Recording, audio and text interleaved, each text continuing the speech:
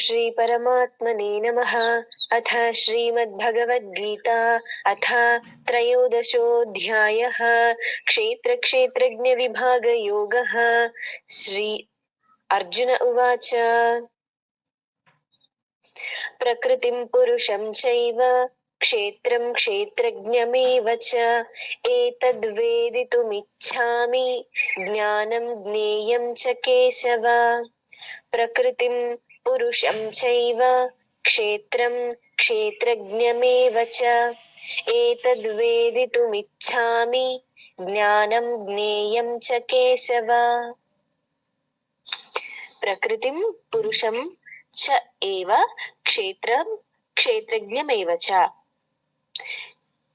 ఈ 4 పదాలు మనం నోట్ చేసుకోవాలి. ఏంటవి? ప్రకృతి, పురుషుడు, క్షేత్రం, క్షేత్రజ్ఞుడు.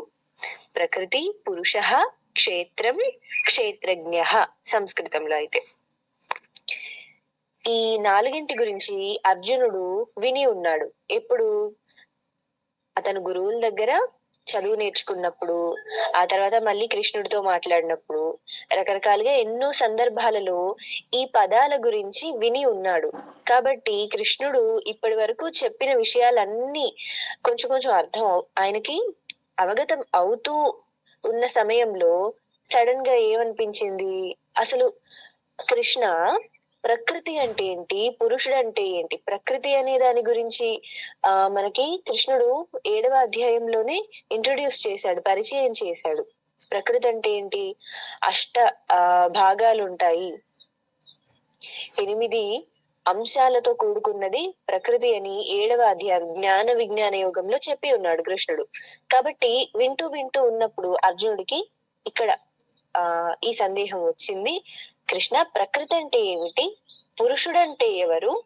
క్షేత్రం అంటే ఏమిటి? క్షేత్రజ్ఞుడు అంటే ఎవరు? వీటి గురించి నాకు కొంచెం వివరించి చెప్తావా? ఏతత్ అంటే ఇది, ఈ విషయం గురించి వేదితుమిచ్ఛామి, తెలుసుకోవడానికి నాకు ఇచ్ఛ ఉన్నది, అనుకుంటున్నాను, తెలుసుకోవాలనుకుంటున్నాను. ఇంకో 2 పదాలు కూడా, జ్ఞానం జ్ఞేయం చ కేశవ. కేశవ అంటే కృష్ణ, జ్ఞానం జ్ఞేయం ఈ 2 గురించి కూడా నాకు చెప్పు. మొత్తం ఇప్పుడు అర్జునుడు ఎన్ని పదాల గురించి వివరించడానికి అడుగుతున్నాడు కృష్ణుడిని? 6 పదాల గురించి. ఏంటవి? ప్రకృతి, పురుషుడు, క్షేత్రం, క్షేత్రజ్ఞుడు, జ్ఞానం, జ్ఞేయం. వీటి గురించి చెప్పవా అని అడుగుతుంటే కృష్ణుడు అప్పుడు చెప్తాడు. శ్రీ భగవానువాచ ఇదం శరీరం కౌంతేయ క్షేత్రమిత్యభిధీయతే. ఇదం శరీరం కౌంతేయ క్షేత్రం ఇత్యభిధీయతే. ఏతద్యో వేత్తి తం ప్రాహుః క్షేత్రజ్ఞ ఇతి తద్విదః. ఏతద్యో వేత్తి తం ప్రాహుః క్షేత్రజ్ఞ ఇతి తద్విదః.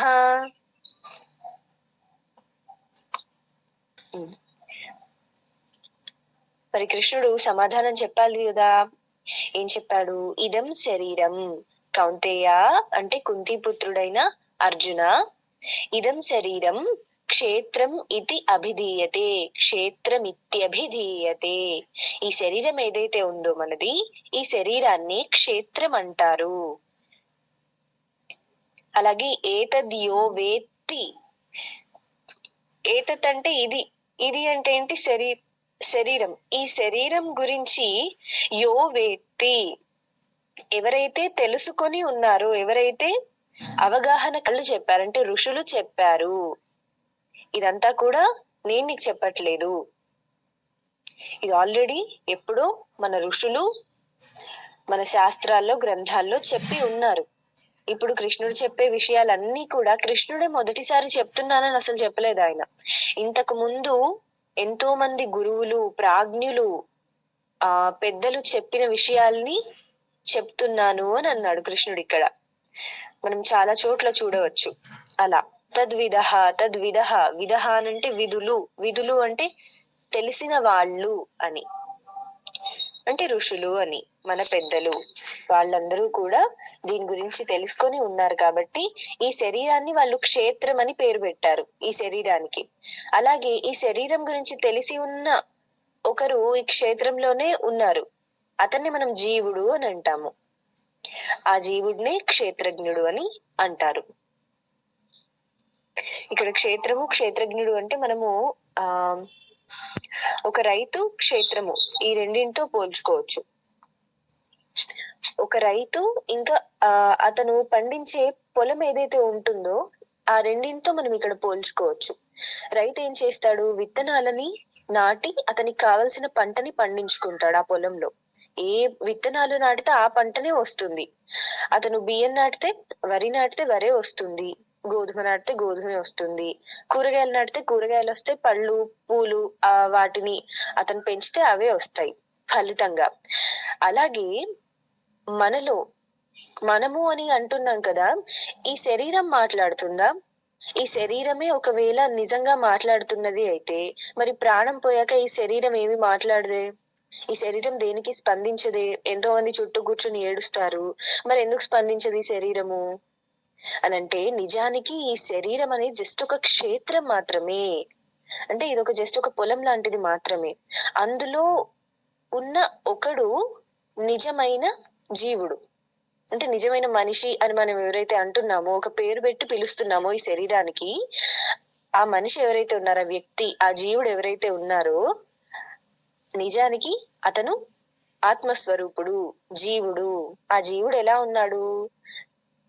ఆ జీవుడు అనేవాడు ఈ శరీరాన్ని ఆధారం చేసుకొని ఉన్నాడు, అతనేం కనిపించడు. కాబట్టి ఆ జీవుడు ఎలా అయితే తన ఆలోచనలని, అలాగే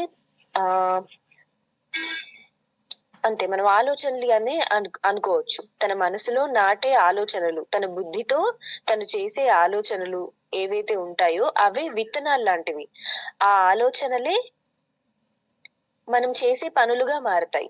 ఇప్పుడు మనము ఈరోజు పొద్దున్నే లేచి కూర్చుని చదువుకుంటున్నాము అనంటే, ఇప్పుడు వింటున్నాము, భగవద్గీత వింటున్నాము అంటే మనం నిన్న రాత్రో లేకపోతే ఈ రోజు తెల్లవారుజామునో అనుకుంటేనే కదా లేసి ఇప్పుడు వింటున్నాము. అసలు ఆలోచనే లేకపోతే మనం హాయిగా నిద్రలోనే ఉండేవాళ్ళం. ఇప్పటికి ఈ సమయానికి మనకి ఏం ఆలోచన వచ్చింది? ఈ సమయానికి నేను లేచి కూర్చొని భగవద్గీత వినాలి లేదా చదవాలి, చదివినవి ఏదో కొన్ని ముఖ్యమైన విషయాలు నేను రాసుకోవాలి అనే ఆలోచన ఫస్ట్ కలిగితేనే మనం ఇప్పుడు ఏదో ఒకటి చేయగలుగుతాం. లేదు నిద్రపోతున్నామంటే అది కూడా ఒక ఆలోచనే. నిద్రపోదాంలే, ఏం పని లేదు కదా అనే ఆలోచన ఉంటేనే మనం మళ్ళీ నిద్రపోతాం కూడా. తినాలి అని అనిపించింది ఏదైనా, అప్పుడే మనం ఏదో ఒక రకమైన వంటకాన్ని తయారు చేసుకొని తింటాము. అలాగే ప్రతి పని మనం చేసే మాట్లాడే మాట అయినా, మనం చేసే పనైనా, ఏదైనా కూడా ఎక్కడ మొదలవుతుంది, దానికి మొదలేంటి అనంటే ఆలోచన. ఆ ఆలోచన ఎలాగైతే ఒక వరి విత్తనాలని నాటితే వరి పంట ఎలా వస్తుందో, మనం మంచి ఆలోచనలను నాటితే మంచి ఫలితం వస్తుంది, చెడు ఆలోచనలని నాటితే దాని చెడు ఫలితమే వస్తుంది. ఆ చెడు మనకి చెడు అవ్వచ్చు, మన చుట్టూ ఉన్న వాళ్ళకు కూడా చెడు అవ్వచ్చు. అలా పాపము పుణ్యము ఇలాంటివన్నీ కూడా. కాబట్టి శరీరం ద్వారానే మనం ఇవన్నీ చేస్తున్నాం. అందుకని రైతు అతని పొలము, అతని క్షేత్రము, పంట క్షేత్రము ఏదైతే ఉందో వాటితో మనము ఈ శరీరాన్ని అలాగే జీవుడిని పోల్చుకోవచ్చు. ఈ జీవుడు ఒక రైతు అయితే ఆ రైతు నాటే విత్తనాలు ఏవైతే ఉంటాయో, వాసనలు, సంస్కారాలు అంటాం. ఇప్పుడు పూర్వజన్మలో మనం చేసుకున్న సంస్కారం వల్లే ఈ రోజు భగవద్గీత చదవగలుగుతున్నాం. లేదంటే ఎంతో మందికి భగవద్గీత అంటే ఏమిటి అని అడిగే వాళ్ళు కూడా ఉన్నారు. ఇదే భారతదేశంలో ఉంటారు, హిందువులే మళ్ళీ. వాళ్ళకి ఎందుకు అది లేదు అనంటే సంస్కారం లేదు వాళ్ళకి. అంటే పూర్వజన్మలో వాళ్ళకి ఆ సంస్కారం అనేది ఇంకా అసలు లేదు, దాని గురించి తెలుసుకునే అంత వాతావరణం కూడా వాళ్ళ చుట్టూ లేదు. అలా సో రైతు క్షేత్రం ఎలాగో ఈ జీవుడు అతని శరీరము క్షేత్రం, క్షేత్రజ్ఞుడు క్షేత్రం. అలాగా ఈ విషయాలు కొంచెం గుర్తుపెట్టుకుంటే మనము తర్వాత వచ్చే శ్లోకాలన్నీ కూడా ఇంకొంచెం అర్థం అవుతాయి. స్వస్తి. ఒకసారి 2 శ్లోకాలు చదువుతాను, వినండి. అర్జున ఉవాచ ప్రకృతిం పురుషం చైవ క్షేత్రం క్షేత్రజ్ఞమేవ చ एतद्वेदितुमिच्छामि ज्ञानं ज्ञेयं च केशव। श्रीभगवानुवाच इदं शरीरं कौन्तेय क्षेत्रमित्यभिधीयते। एतद्यो वेत्ति तं प्राहुः क्षेत्रज्ञ इति तद्विदः।